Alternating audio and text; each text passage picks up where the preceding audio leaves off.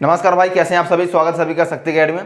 दोस्तों BPSC TRE 3.0 के री एग्जाम को लेकर मैं आपको बराबर बताता आ रहा हूं कि जो आपका री एग्जाम की डेट है वो 10 अप्रैल तो किसी भी हालत पर नहीं होगी और उसमें आपका समय लगने वाला है कि इलेक्शन के बाद ही आपका जो री एग्जाम है वो कंडक्ट कराया जा सकता है। उसके पहले आपको किसी भी हालत पर री एग्जाम कंडक्ट नहीं करवाया जाएगा।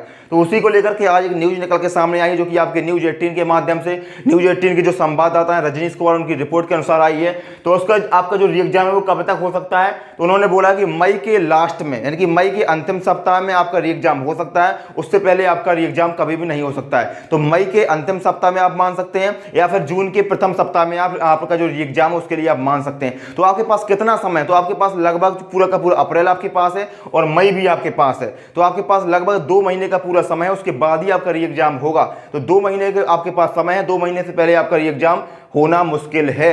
क्यों नहीं हो सकता है? क्योंकि बीपीएससी भी इसके लिए तैयार नहीं है। बीपीएससी के जो कर्मचारी हैं वो भी इसके रडार पर थे ईओयू के, तो बीपीएससी भी अभी रेडी नहीं है कि आपका री एग्जाम करवा पाए। साथ ही साथ चुनाव भी है और चुनाव के कारण जो आपके सेंटर होते हैं वो भी रेडी करना आसान बात नहीं होती। तो चुनाव के कारण आपका सेंटर भी रेडी नहीं हो सकते हैं। इसके बाद जो आपका प्रिंटिंग प्रेस है, प्रिंटिंग प्रेस से ही आपका पेपर लीक हुआ था, यहीं से आपका पेपर लीक हुआ था। तो अब जब पेपर प्रिंटिंग प्रेस से ही आपका पेपर लीक हुआ था, दोबारा से इसी प्रिंटिंग प्रेस पर आपको पेपर छपने के लिए नहीं भेजा जा सकता है। इस वजह से आपका प्रिंटिंग प्रेस को भी बदलना पड़ेगा, उसको भी चेंज करना पड़ेगा। तो इसमें भी आपका समय लगेगा।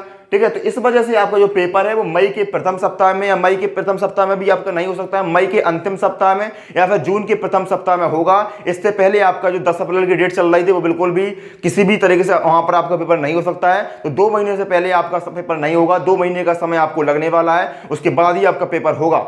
इसके सभी के लिए आपका जो अप्रैल का प्रथम सप्ताह है उसमें आपकी मीटिंग भी होनी है। मैंने आपको बताया था कि होली के बाद आपका बीपीएससी की शिक्षा विभाग की एक मीटिंग भी होगी। तो उन्होंने बोला कि अप्रैल के प्रथम सप्ताह में, होली खत्म हो गई, अप्रैल के प्रथम सप्ताह में आपका शिक्षा विभाग की और जिला प्रशासन की तथा बीपीएससी की एक मीटिंग भी होनी है। और उसी मीटिंग में आपको बीपीएससी टीआरई 3.0 के री एग्जाम को लेकर कोई ना कोई डिसीजन लिया जाएगा, कोई ना कोई फैसला लिया जाएगा कि किस प्रकार से आपका जो री एग्जाम हमें करवाना है, क्या हमें एग्जाम पैटर्न में क्या परिवर्तन करने हैं, बीपीएससी में क्या परिवर्तन करने हैं। तो उस मीटिंग में आपका सारे के सारे डिसीजन लिए जाएंगे और उसमें आपकी एक डेट भी अनाउंस की जा सकती है। तो जो अप्रैल के प्रथम सप्ताह में आपकी शिक्षा विभाग, बीपीएससी और जिला प्रशासन के बीच आपकी एक मीटिंग होनी है। उसके बाद आपका फैसला लिया जाएगा डेट को लेकर के और क्या परिवर्तन आपके हो सकते हैं इस बार के आपके परीक्षा प्रणाली में, उसको लेकर के आपके देखने को मिलेगा। अप्रैल के प्रथम सप्ताह में आपकी मीटिंग हो सकती है, होनी ही है। ठीक है, तो आपका जो मैंने बता दिया कि मई के अंतिम सप्ताह में और जून के प्रथम सप्ताह में आपका पेपर हो सकता है, उसके पहले आपका पेपर होने की संभावना बिल्कुल भी नहीं है। अब आपको क्या करना है, जो आपके पास 2 महीने का समय है इसको आपको व्यर्थ जवाब देना है या फिर आपको परीक्षा का इंतजार करना है, पेपर का इंतजार करना है, या फिर आपको अपने स्तर पर क्या करना है अभी इस समय पर। तो मैं आपको बताऊं भाई कि अब आपको क्या करना है। देखो बताओ, चाहे वो पीआरटी वाला हो, चाहे वो 1 to 5 वाला हो, चाहे 6 to 8 वाला हो, या 9वीं 10वीं वाला हो, या 11वीं 12वीं वाला हो, कोई भी भाई बहन है, सभी के पेपर मई के अंतिम सप्ताह में और जून के प्रथम सप्ताह में ही पॉसिबिलिटी है। उसके पहले किसी का भी पेपर नहीं होगा, चाहे वो पीआरटी हो, 6 to 8 हो, 9 to 10 हो, 11 to 12 हो। आपको क्या करना है, तो आपने अभी पढ़ा था, आपको 1 महीने का, 1.5 महीने का जितना भी समय मिला था, आपने अपना सिलेबस कंप्लीट किया था, जितना भी आपने पढ़ पाया था आपने अच्छी तरह से पढ़ा था, उसके बाद आपने एग्जाम को दिया था। लेकिन अब जो भी आपकी कमी रह गई थी, जो भी आपको लगे कि हमने ये सब्जेक्ट नहीं पढ़ पाया था या हमारा सिलेबस इतना कवर नहीं हो पाया था, तो उस बचे हुए सिलेबस को आपको 2 महीने में आपको कवर करना है। और साथ ही साथ आपको मॉक टेस्ट भी जरूर लगाते रहना है, क्योंकि मॉक टेस्ट का एक अहम रोल होता है। तो आपको जो भी आपका सिलेबस बचा हुआ था, जो भी आपके टॉपिक बचे हुए थे, जो भी आपके सब्जेक्ट बचे हुए थे, उनको कंप्लीट करना है। उसके बाद आपको मॉक टेस्ट लगाना है और मॉक टेस्ट का एनालिसिस भी करना है। साथ ही साथ जो बीपीएससी का अभी री एग्जाम हुआ, आपको पेपर हुआ था, उसको भी आपको सॉल्व करना है। ठीक है, तो उसमें आपको कहां से पेपर पूछे जा रहे हैं, कहां से आपके क्वेश्चन पूछे जा रहे हैं, वो आपको मैं ऑलरेडी बता चुका हूं। मैथ का तो बता चुका हूं और जो भी आपके सब्जेक्ट बचे हैं उसके भी मैं आपको बताऊंगा कि कहां से आपके पेपर के मैं प्रश्न आपके पूछे गए थे इस बार के पेपर में। ठीक है, तो जो भी आपका समय बचा हुआ है, अब आपको सिलेबस को कंप्लीट करना है। जो भी आपका सिलेबस था उसको आपको कंप्लीट करना है, जो भी आपके बचे हुए थे।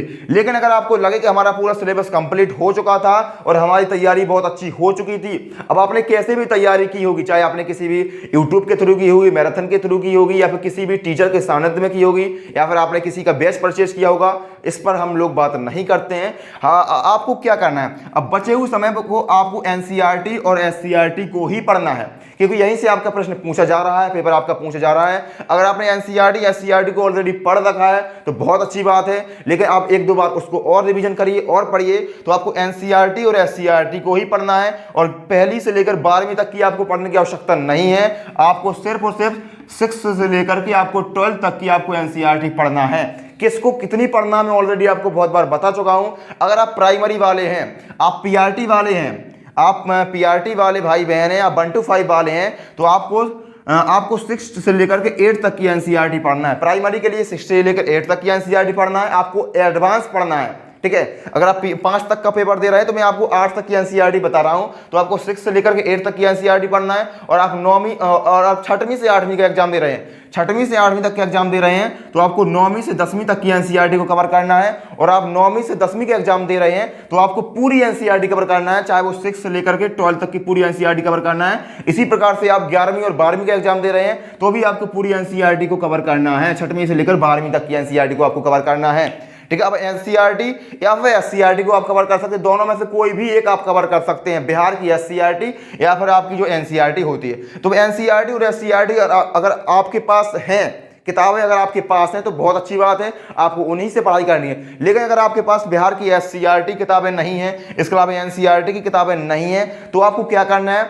हमारा टेलीग्राम चैनल है शक्ति एकेडमी ऑफिशियल, हमारे टेलीग्राम चैनल को आपको ज्वाइन करना है, शक्ति एकेडमी ऑफिशियल। इसकी लिंक भी आपको डिस्क्रिप्शन बॉक्स में मिल जाएगी।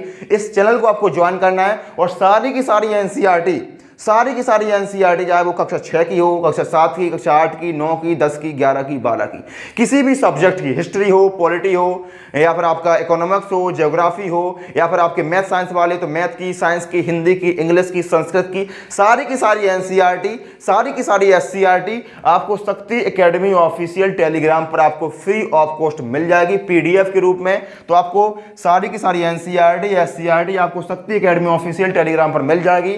आपको इसको ज्वाइन करना है और जितना भी आपका मटेरियल होता है एनसीईआरटी के अलावा, जो काफ़ी शॉर्ट नोट्स होते हैं, कुछ फेमस टीचर के शॉर्ट नोट्स होते हैं, कुछ प्रैक्टिस सेट होते हैं, वो भी आपको यहाँ पर मिलने वाले हैं। तो आपको शक्ति एकेडमी ऑफिशियल टेलीग्राम चैनल को ज्वाइन करना है, उसकी लिंक आपको डिस्क्रिप्शन बॉक्स में मिल जाएगी, या फिर आप टेलीग्राम पर सर्च भी कर सकते हैं, वहाँ से भी आप इसको ज्वाइन कर सकते हैं। और एनसीईआरटी और एससीईआरटी आपको फ्री ऑफ कॉस्ट वहाँ पर मिलने वाली। कोई भी आपको 1 रुपए का पैसा खर्च नहीं करना है, ना ही आपको कोई भी ऐप डाउनलोड करना है कि आप उस ऐप से पढ़ लेंगे। आपको पूरी किताब, पूरी एनसीईआरटी एससीईआरटी आपको वहीं पर मिलने वाली है, सभी सब्जेक्ट की और सभी क्लास की, ठीक है भाई।